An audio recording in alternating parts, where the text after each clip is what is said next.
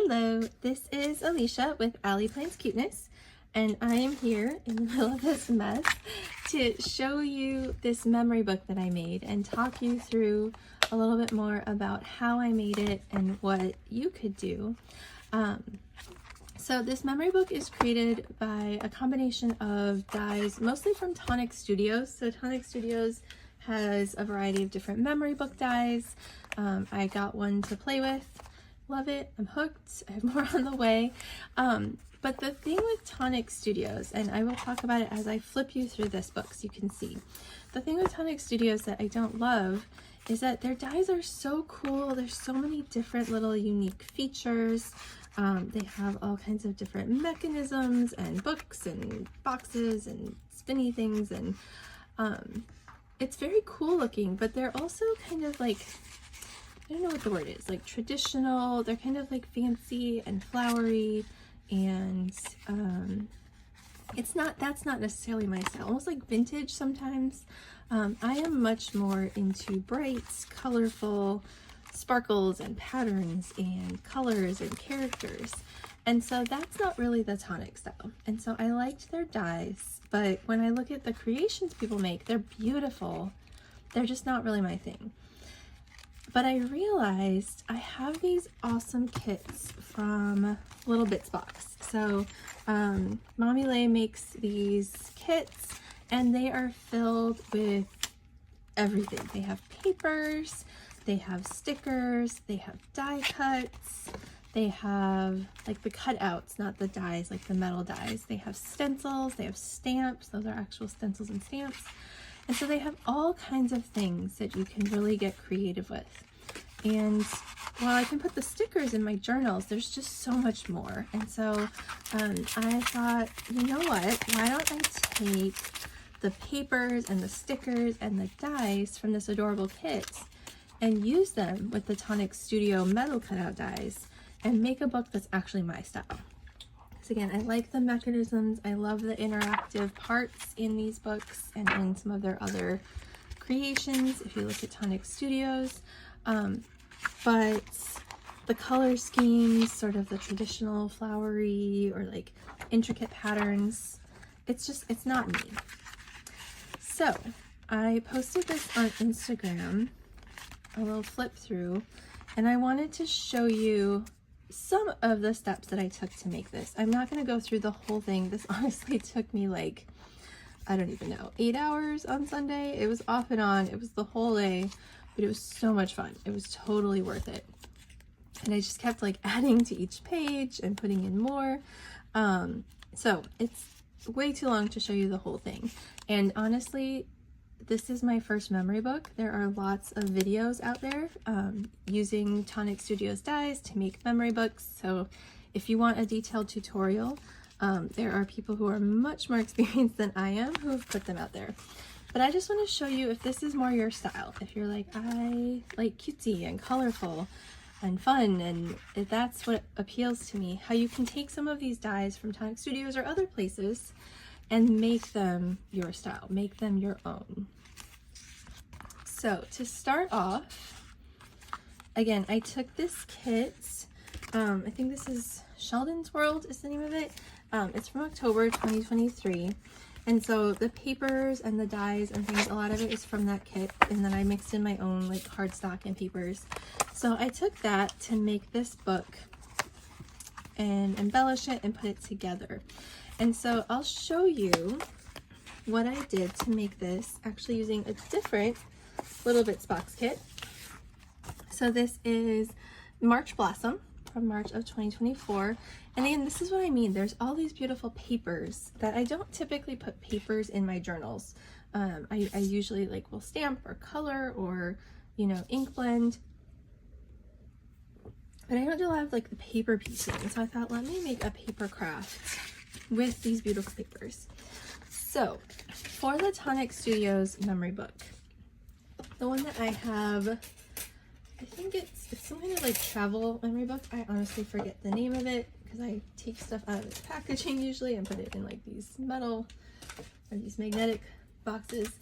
Basically, it comes with this big shape die, and you could, quite honestly, you don't need this shape die. You could take your own rectangle, right? And maybe on a scoreboard, score out some of these lines and make your own book without having this die at all. You could cut and score a paper and make your own shape, just maybe without the little triangle.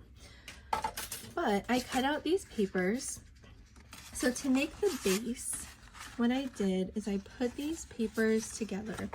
And again, if you do have this die set or something similar and you want to create something, you can always look. There's lots of other ways to put this book together. There's lots of different ideas out there. This is just what I did. So I took the paper and you cut it.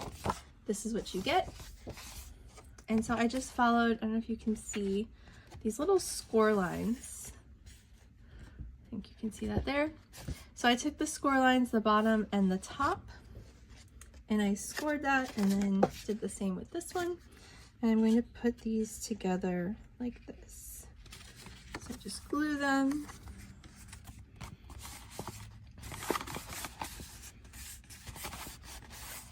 Make sure they stick, and then I have this frame. Obviously this doesn't close, right? So I need something else in here because these aren't going to meet if I make my book like this. So I took another piece, and this is where I decided to go with something really fun. And I'm gonna put that in here.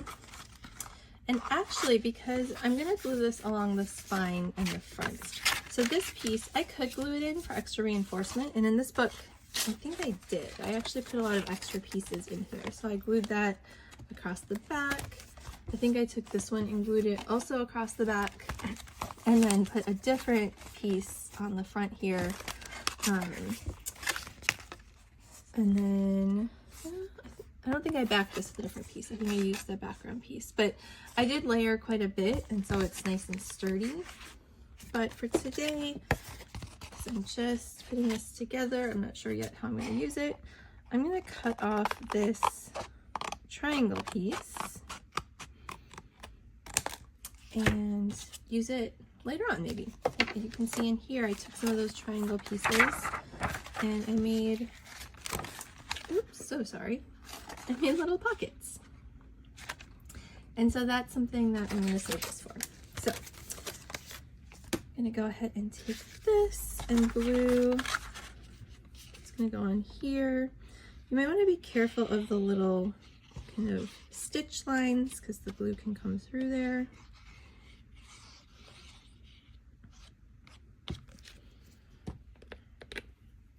But go ahead and take that and glue it down.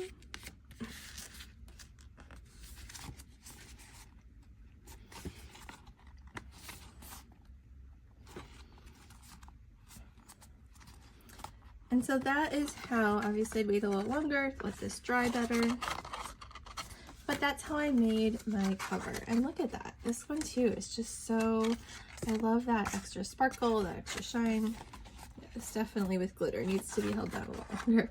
So that is how I made the cover. Then, to get the insides, I took this same die, but instead of cutting the whole triangle out, what I did, let me see, I always have a giant mess when I am crafting. If you do not, congratulations. I don't know how you do it. But I cut out a couple pieces so you could see. And now I'm only finding one of them, of course.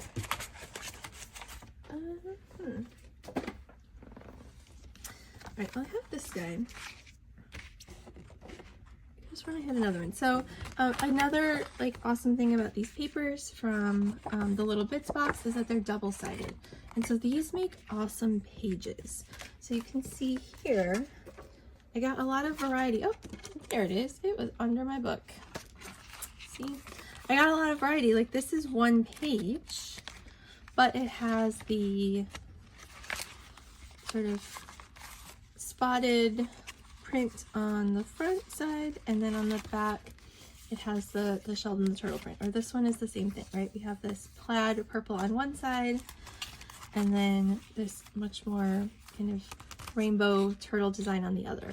I did try to sort of make it so that one side had more of like a interactive, or like a, not interactive, like a brighter, more busy pattern with like actual characters, and then the other side was maybe more muted, just kind of a basic pattern. Sometimes there was just none. I used to use plain cardstock, but I try not to put two busy patterns next to each other. So you can see in here, you can kind of see there's those score lines are still printed. It might be hard to tell in this light there. I think you can see that. You can see those score lines are built into that cover page. And so what I did is I took this die to make the pages, same thing I was using, but instead of cutting the whole thing, I lined up the paper so that it just went to this first like notch, this first score line. So you can see on this side, I have the page and I have one score line, but that's it. And so then I took that, just folded it over. And one thing you have to be careful about is thinking about your pattern. So I accidentally made a mistake, I'll show you. But thinking about like the direction. So this pattern, I obviously don't want it upside down. I could have maybe cut it this way, that would have worked as well because it's on an angle. But this, if you have a tool to press it down, and then I just line it up against this page, or this score line, added some glue,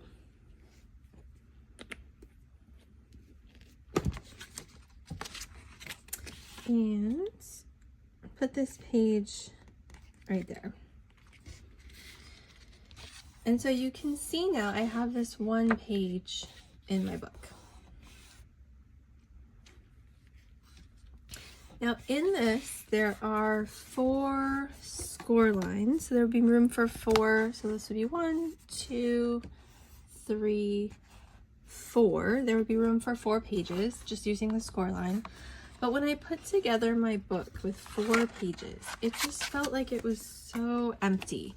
So even if you look at it here, even with double the pages, there's still lots of space and lots of room. So it seemed like a waste to have this big thick book with just 4 pages. So I added in extras. And this is where you don't really need this die, right? You could just kind of make your own shapes. So I took the page, I did want to use the die, and so I took the page, and then instead of the whole score line, I actually only put it across like half of that score line. So you can see instead of this full seam here, there's just a little piece. And so then I took that little piece and again folded it. It's a little tricky to fold this skinnier die. And you want to make sure you have some solid adhesive, right? Because it's not a ton to stick that page in with, but mine are, I mean, they're solid. They're stuck in there. And so I took that and then kind of put it in between. So I could put that, you know, here using that same score line. And now I have 2 pages instead of just 1. It's also probably why it took me forever to make this book, because I made so many pages. And I'm gonna, here, actually, flip it like this. Otherwise I'm gonna be breaking my own rules and putting 2 patterns next to each other, which you could do. But I prefer to mix it up a little bit. And so there you can see there's a little bit of a gap between these pages in the binding, so it gives room for like all those little pockets and things that I showed you, but it's not so big of a gap that there's a giant waste. So you've got your pages, and this is where this one I had intended to cut it so that she was standing straight up and not sideways, but I wasn't thinking when I went to cut it. I turned it around because I was looking at the pink side, And so I flipped my die and then I ended up with her sideways. So that's something you want to be very thoughtful as you are putting these books together. I was doing this kind of quick just to have some pages to show you a little sample. But then I ended up with that mistake. So if you are using pattern papers, be very thoughtful about where you're cutting on both sides, especially if it's double-sided like this, so you get the pages the way that you want them. And then once I put in all my pages, so you can see here, I have 1, 2, 3, 4, that's just a little overlay, 5, 6, 7 pages. Then I started putting in these pockets and things. And so this was just having fun with the die cuts I had. So the kit came with some of these things, right? Like these little triangles. Some of them I cut off of that die. There's also a separate kind of smaller triangle die that made that layered look. So you could do stuff like that. I have some little like pocket dies, or this set I actually do have the packaging because I just got it, so I haven't put it in magnets, but this is where I got these little, right here. I used this to cut out this little funky skinny guy, and then I just cut with a paper trimmer the edges. Don't know what I'm going to do with these little guys. They're pretty tiny, but I thought they were fun, so there we go. And so I just kind of had fun thinking about, okay, on each page, how do I make something that's a little bit interactive, that's colorful and bright, maybe a little bit different, but still has space where you could write little notes, you could write memories, you could attach pictures. That's where like the backs of these plain tags would be great for that. And so that's kind of what I thought about as I made each page. I looked at what I had, and then I just looked through. Again, the nice thing with these kits from the Little Bits box is that, you know, we've got all these papers and things, but there's also lots of die cuts that come with it. So like this kit is going to be great because there's lots of little frame die cuts. It's going to be so perfect, right? How awesome is that in your memory book? You gotta put a plain paper behind that, right? Or even just leave it like that. You could put a picture, the die cuts to decorate. That's how I closed this guy. This is just a die that is glued down most of the way, and then I left a little flap so that this could just tuck under and be closed. Can do like these little pockets, the vellum.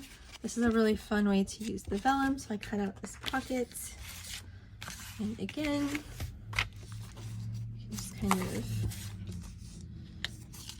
fold in along the creases of the die. I'm sorry, I keep bumping this.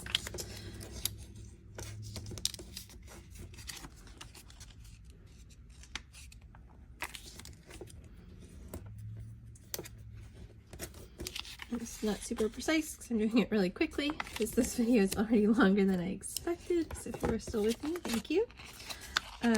But so, you know, you fold this in, glue it on your page, and then you have this fun little clear vellum.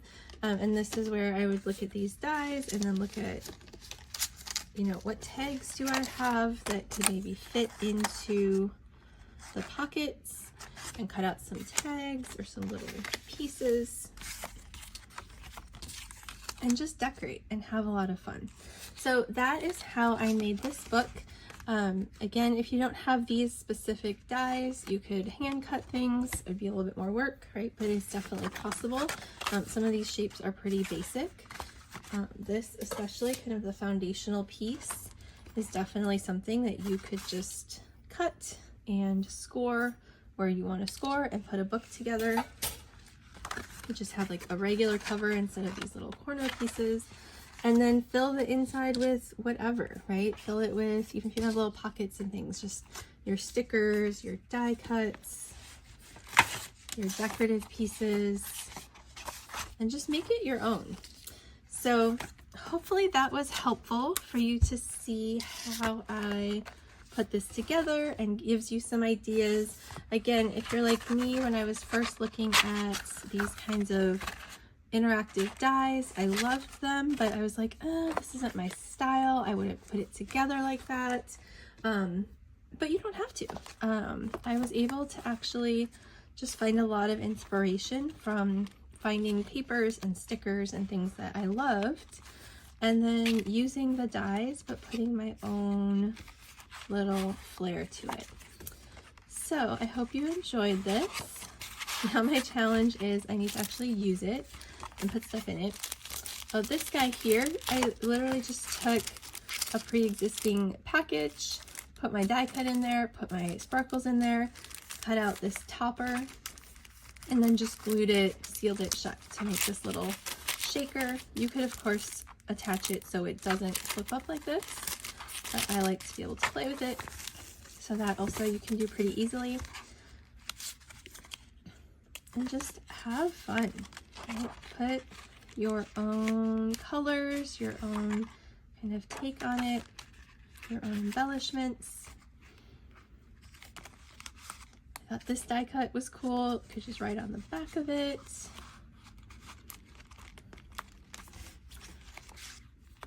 I made this tag double-sided because I liked the colors. I thought it'd be nice. And this pocket ended up being kind of thick, so I needed something thicker so it wouldn't just fall out. This is just a die cut that I glued around the edges to turn it into a pocket. And then I decided to put panels along the edges, so I covered up this panel, especially because it did have those little fold lines in it, which is fine, but I wanted to cover it and again also reinforce this so it's nice and sturdy. Put a little decorative piece here. I put a decorative piece on the spine. This is the back cover, so this is the green that comes around, but I put a die cut there, another decoration on this spine. So just have fun. If you do make something, I'd love for you to tag me, put a note in the comments, share what you've made. I had so much fun with this, and so hopefully this inspires you to take some of those things and that you have already and look at them a little different and make them your own. So thanks so much for watching. Bye. Happy crafting.